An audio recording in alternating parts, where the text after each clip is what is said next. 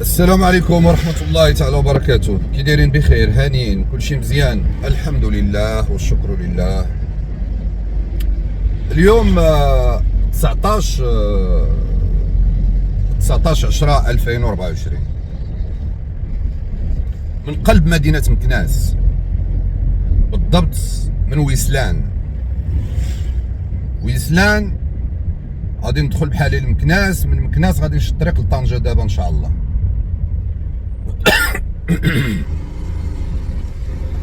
من قلب مدينة مكناس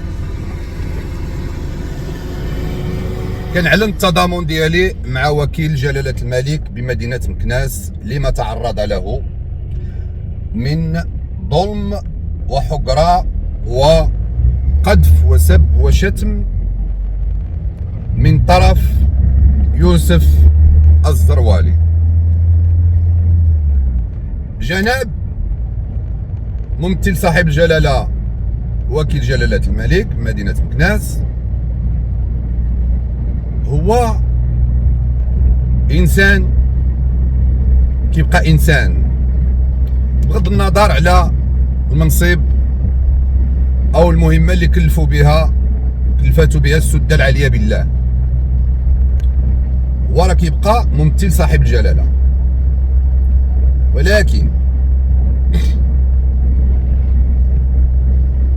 ولكن غالب ما في الامر هو هاد جناب وكيل الملك علاش كيتلقى هاد الهجومات من طرف يوسف الزروالي الخائن للوطن؟ علاش؟ لان رجل عنده نكرانا للذات، وعنده المعقول، وعنده الشفافية. لو كانت ما فيش الشفافية والمعقول كما كيقول يوسف الزروالي، وراه كاع ما يوسف الزروالي خرج يضرب فيه. علاش؟ لأن يوسف الزروالي كان كيخرج كيسعى بالناس وكيأذي الناس. هاد السيد المحترم وكيل جلالة الملك ما خلاهش يدير ما بغا في مدينة مكناس،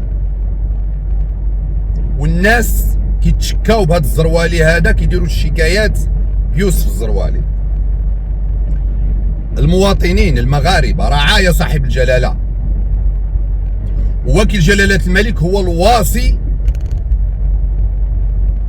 الاول في المدينه، الممثل الحق العام، يعني كيجيب حقوق الناس. المواطنين كيمشيو يشكيو بالزروالي،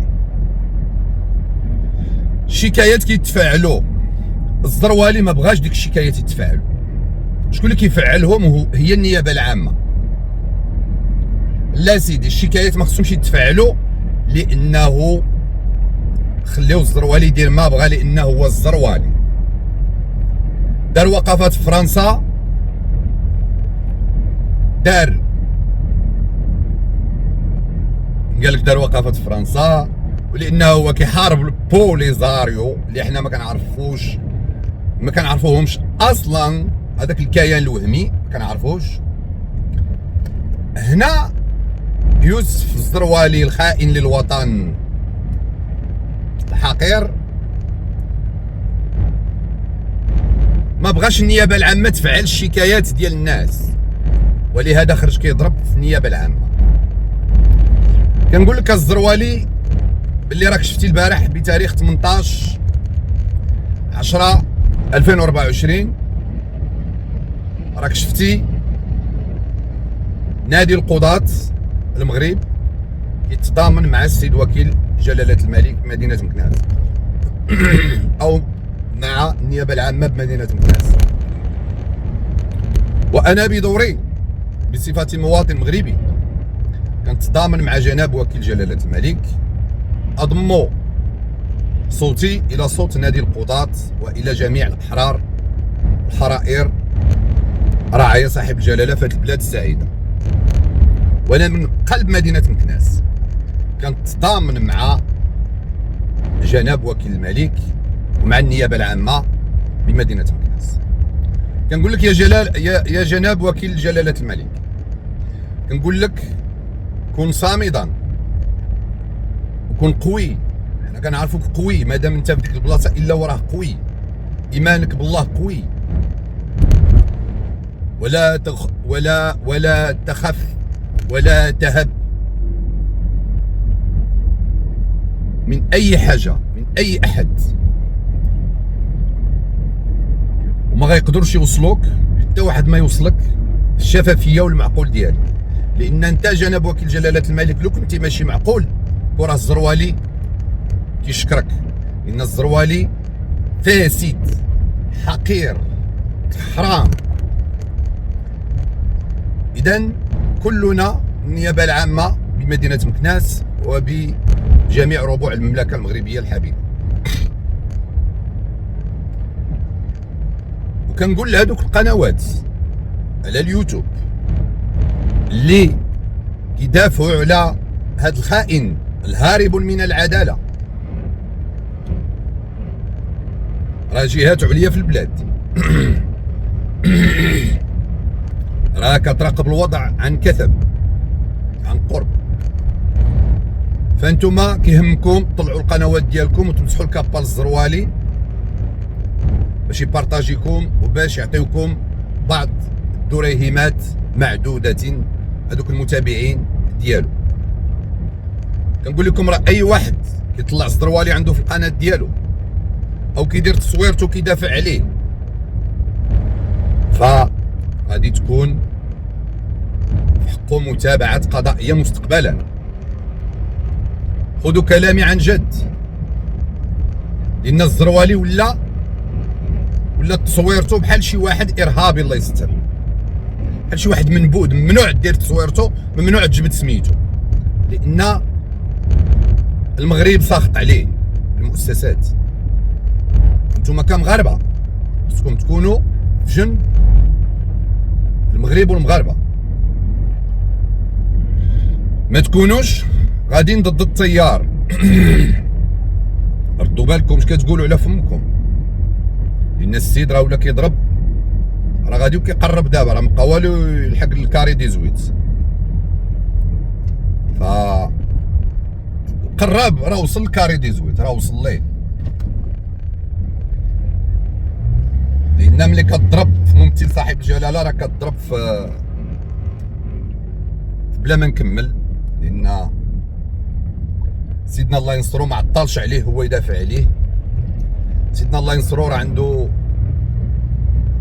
الأمة المغربية والشعب المغربي بترابه وبشره وكيانه كلهم وراء جلالة الملك صفا واحدا، بأجهزة الأمنية، بالشعب المواطن العادي، بأيتها حاجة كتمشى فوق هذا المغرب، حتى التراب المغربي، حتى التراب المغربي كيعيط عاش الملك. ف نتوما الا كنتو مغاربه بصح خصكم تبرؤوا من هذا السيد وتخليو الاطماع ديالكم جانبا. ملي كتوصل القضيه النيابه العامه والقضاء وهذا صافي ما كيبقاش الكلام، لان السيد قال لكم هو في مكناس حتى واحد ما يدعيه. حتى اي واحد جا لمكناس يدير شكايه بيوسف الزروالي وكيل الملك ما خصوش يفعل ديك الشكايه، خصها تلاح ديك الشكايه. النيابه العامه كتنوض تفعل ديك الشكايات. علاش كتفعلهم؟ لان خدمتها، لان ما يمكنش الشكايه جات لعند جناب وكيل جلاله الملك اش غيدير لها وكيل الملك؟ خصو يفعلها، خصو يفعلها، خصو يفعلها. جناب وكيل الملك شنو خصو يدير لهاديك الشكايه؟ خصو يفعلها، ياك؟ يوسف الزروالي كيقول لك ما هاد الشكايات ما خصهمش يتفعلوا. بكل بساطه هذا هو الواقع. علاش هو ناض كيضرب في هاد في جناب وكيل جلاله الملك، لان كيقول لك جناب وكيل جلاله الملك ما خصوش يفعل دوك الشكايات. كيفاش ما خصوش يفعل الشكايات والسيد كيدير خدمته؟ هذيك خدمته، هذاك الدستور كيخول له هذيك الخدمه، هذيك داروا فيها صاحب الجلاله الله ينصرو بتعليمات ملكيه باش هذيك الشكايه تفعل باش يدير خدمته. كيفاش جا مواطن غيشكي بيك انت وشكون انت باش ما تفعل الشكايه ديالك؟ اذا هنا الزروالي فين بغى يتغول على النيابه العامه. علاش؟ لان النيابه العامه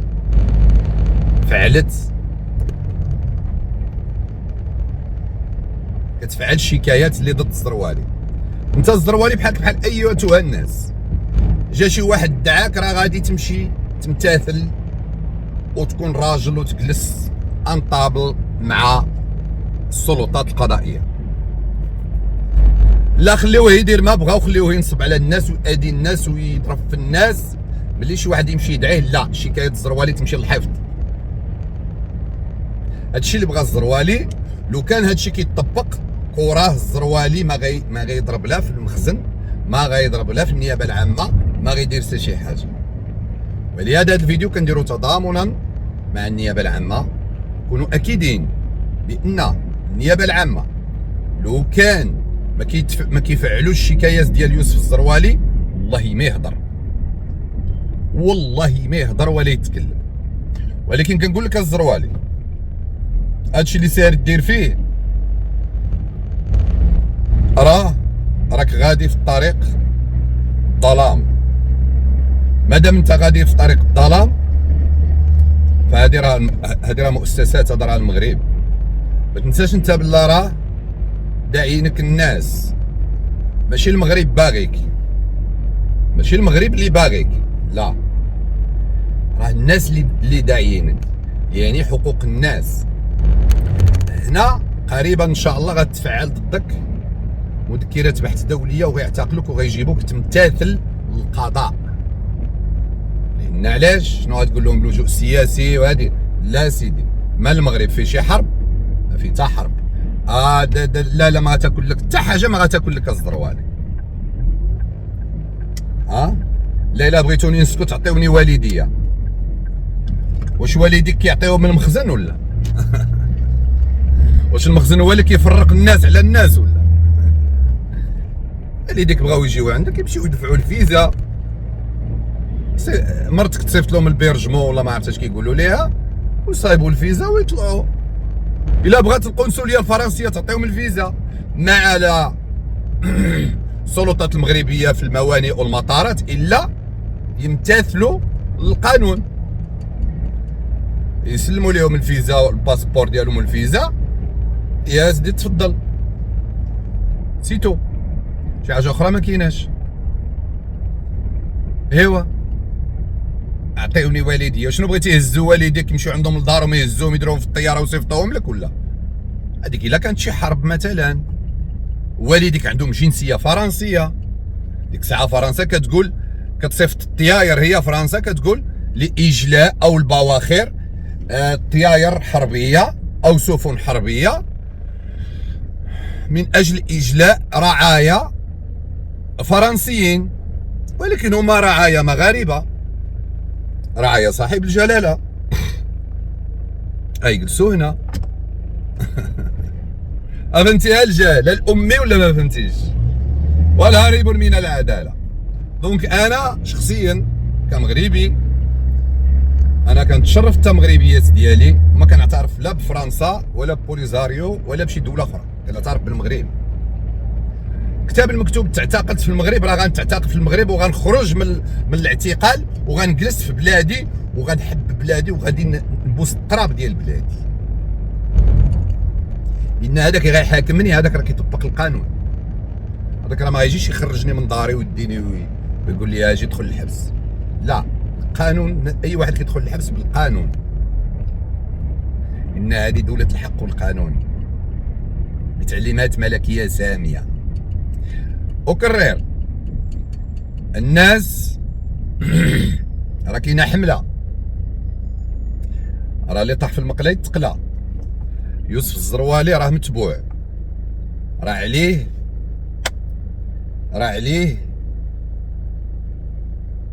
العين حاضيه بزاف، مسؤولين كبار في الدوله المغربيه. وهاد صحاب القنوات في اليوتيوب اللي كينوضوا يشكروا الزروالي وهذا، ديروا بالكم راكم غتكونوا نتوما في ورطه كبيره. اللهم اني قد بلغت، اللهم فاشهد. السلام عليكم ورحمه الله تعالى وبركاته. ما كرهناش تبارطاجيو لنا هذا اللايف، ديروا لنا جيم من اجل ان تعم الفائده. وقبل ما غادي نقطع اللايف او الفيديو، نعطيكم دليل باللي انا راني في مكناس. نعطيكم دليل ان انا ملي كنقول راني في مكناس. خلينا ندوز واحد شويه غنوريكم باللي انا راني في مكناس. حاليا راني في السونتر فيل ديال مكناس، راني علين في حمريه. مكناس وليت حافظها تبارك الله، وليت حافظ مكناس. هذه هي المحكمه تبارك الله. هاي هذه محكمه مكناس، هذه الطلعه ديال الحمريه. هاي شفتوا كنتضامن من قلب مكناس مع النيابه العامه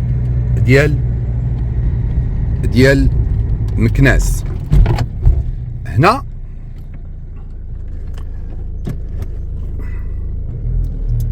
هذا طاكسي ولا ماشي طاكسي؟ هذا مكناس ها هو، شفتوا. المهم هادشي اللي كاين. السلام عليكم.